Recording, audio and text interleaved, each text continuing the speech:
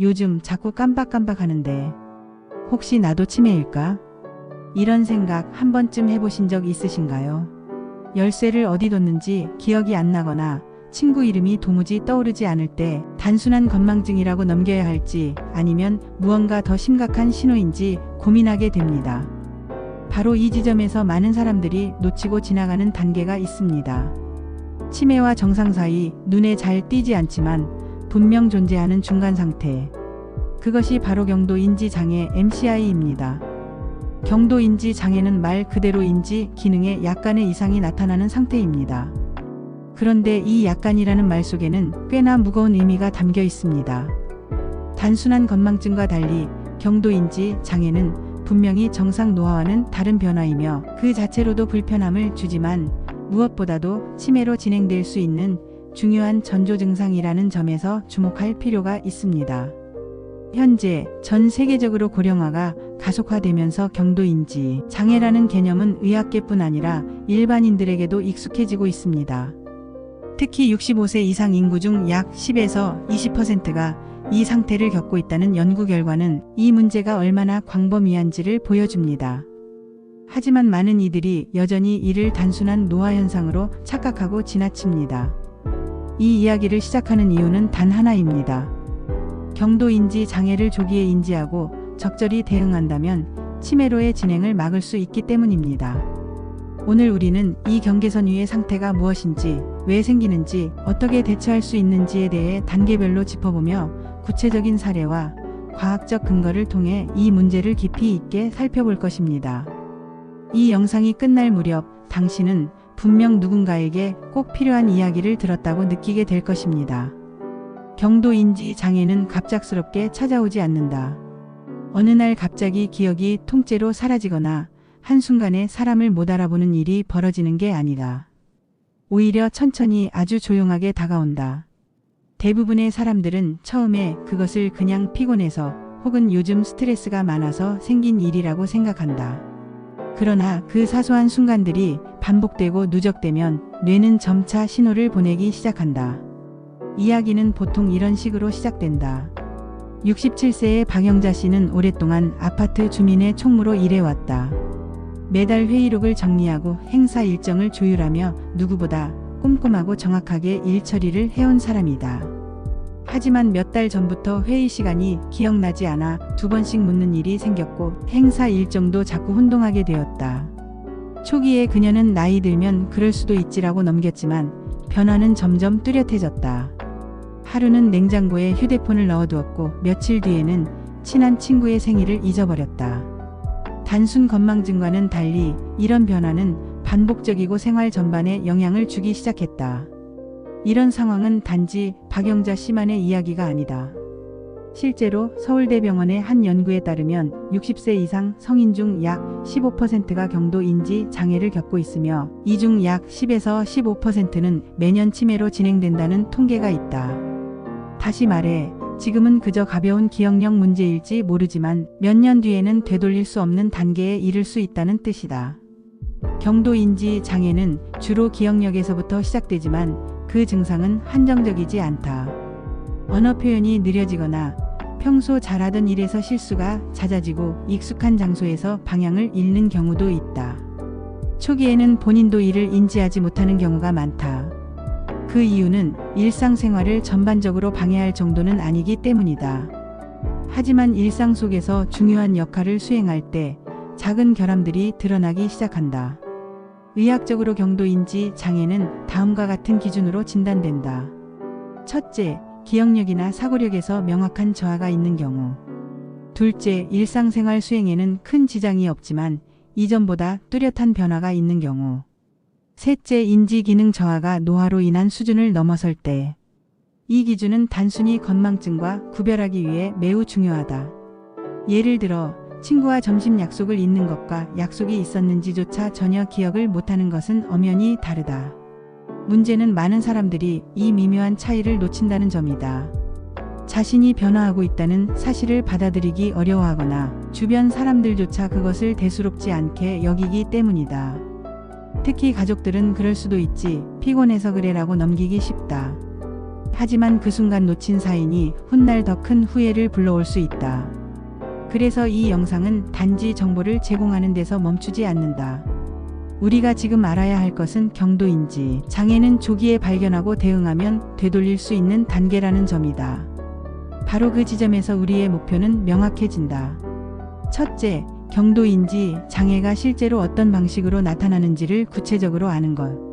둘째, 그 징후를 얼마나 조기에 발견할 수 있는지에 대한 정보를 갖추는 것. 셋째, 초기 단계에서 어떤 대응과 조치를 해야 하는지를 정확히 이해하는 것. 우리는 지금 그 첫 번째 여정에 발을 내디뎠다. 경도인지 장애, 그것이 진짜 무엇이고 왜 중요한지를 아는 것이 시작이다. 박영자 씨는 어느 날부터 일정표에 큰 글씨로 메모를 남기기 시작했다. 회의 시간, 생일, 약속 장소를 모두 포스트잇에 적어 냉장고에 붙여놓고 핸드폰 알람도 3번씩 설정했다.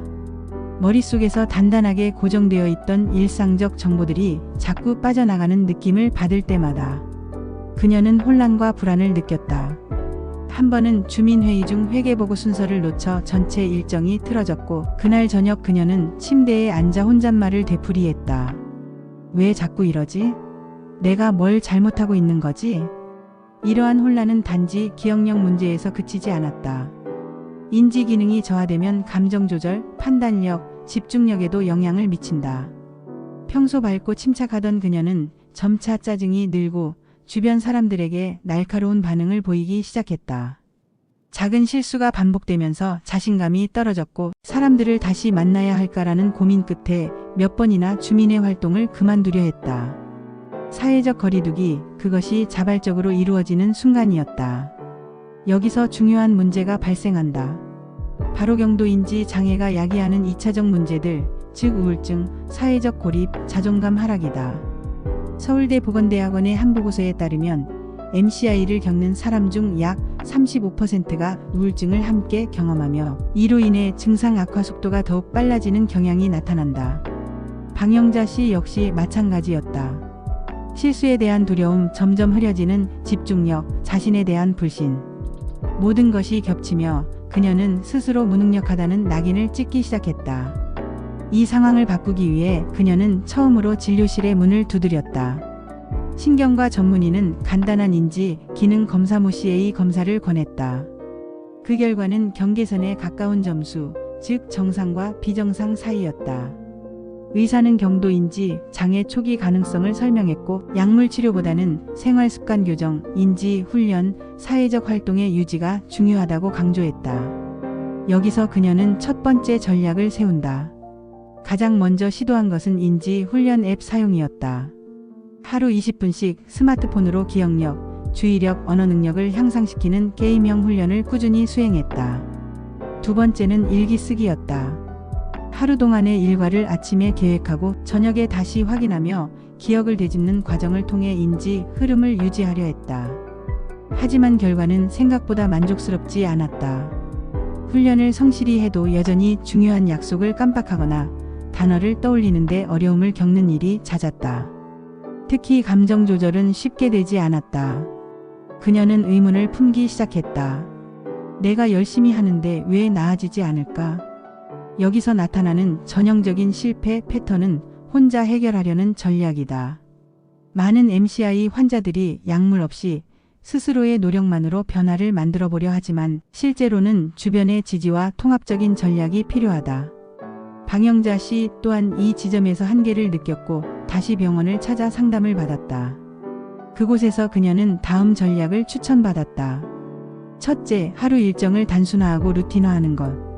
둘째, 가족과 함께하는 정기적인 대화 시간을 설정하는 것. 셋째, 전문적인 인지 재활 프로그램에 참여해 집단 속에서 훈련을 병행하는 것. 이전의 시도가 실패한 이유는 훈련의 일관성 부족, 감정 조절의 미흡, 그리고 사회적 지지 부재였다. 새로운 전략은 이 세 가지 모두를 보완하는 방식이었다. 특히 공동훈련 프로그램은 나 혼자만 이런 게 아니다라는 인식을 주었고 비슷한 경험을 가진 이들과 소통하며 박영자 씨는 점차 웃음을 되찾기 시작했다. 중요한 사실은 이 시기부터 그녀의 증상 악화가 멈췄다는 것이다. 완벽하게 회복된 건 아니지만 적어도 더 이상 나빠지지는 않았다. 이는 경도 인지 장애에서 가장 결정적인 전환점이기도 하다. 악화되는 것을 멈춘다 그 자체가 가장 중요한 성공이기 때문이다. 집단 인지 재활 프로그램에 참여한 지 3개월이 지나자 박영자 씨의 일상에는 작지만 분명한 변화가 나타났다. 아침에 일어나면 침대 옆 수첩에 오늘의 일정과 기분을 적는 것이 일과가 되었고, 매주 2번씩 지역 복지센터에서 열리는 기억력 훈련 수업에 빠지지 않고 참석했다. 그곳에는 그녀처럼 자신이 어떤 단계를 지나고 있는지 알고 싶어하는 사람들이 모였다. 처음엔 낯설었지만 이내 그들과 나누는 대화에서 서로를 지지하는 힘이 생겼다. 이 프로그램에서 사용된 방식은 단순한 기억력 훈련이 아니었다. 참가자들은 스스로 질문을 만들고 스토리를 구성하며 감정 표현을 함께 연습했다.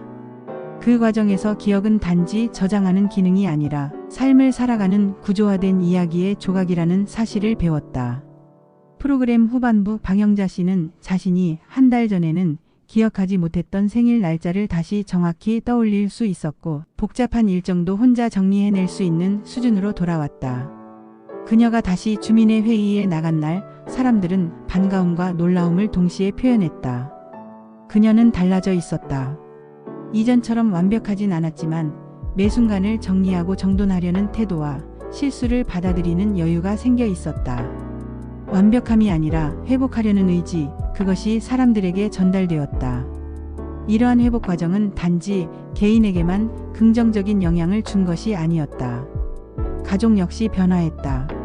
처음엔 박영자 씨의 상태를 잘 이해하지 못했던 아들은 이제 매주 함께 저녁을 먹으며 대화를 나누고 일상의 소소한 일들을 함께 정리해주는 역할을 맡았다. 주변의 지지는 단순한 정서적 위로를 넘어 실제적인 기능 회복에 큰 영향을 미쳤다. 실제로 미국 알츠하이머 협회의 보고에 따르면 가족과 함께하는 정기적 활동은 인지, 기능 저하 속도를 30% 이상 늦출 수 있다고 한다. 이 수치는 단순한 데이터 이상의 의미를 가진다. 치매로 이어지는 경로를 막는 데 있어서 가장 강력한 방어막이 관계와 환경이라는 사실을 입증하는 것이다.